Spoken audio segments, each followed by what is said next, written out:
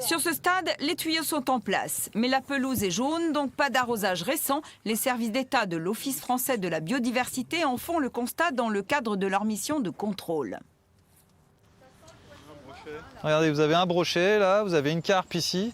Sur cet étang, le maire a signalé la semaine dernière que les poissons sont presque tous morts. L'OFB est venu constater. C'est le manque d'oxygène dû à la chaleur qui en est responsable et pas directement l'humain. Il n'y a pas de contrevenants dans l'histoire, c'est dû uniquement à la sécheresse. D'après ce qu'on a pu nous relever comme indice sur le terrain. À Oreille, 26 plans d'eau contribuent à l'assèchement de la Valouane. Mais ici, comme dans tout le département, les services de l'État n'ont pas vu d'infraction ni de pompage illégaux.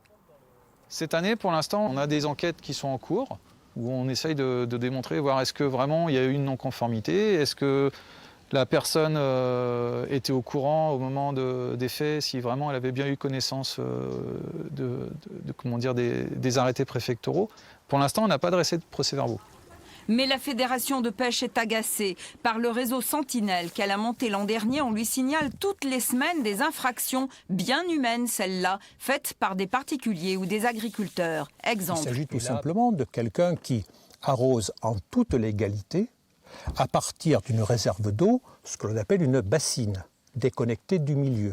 Sauf que quand la bassine est vide, paradoxalement, le lendemain, c'est encore plein. Je précise que la glane est juste à proximité. Donc, il pompe dans la glane. Ce n'est pas à moi de le démontrer. Le président de la Fédération de pêche déplore que les 4 à 5 signalements faits par semaine ne débouchent sur rien. Il en appelle aussi aux politiques, car on savait depuis mars que la sécheresse se répéterait en pire cette année.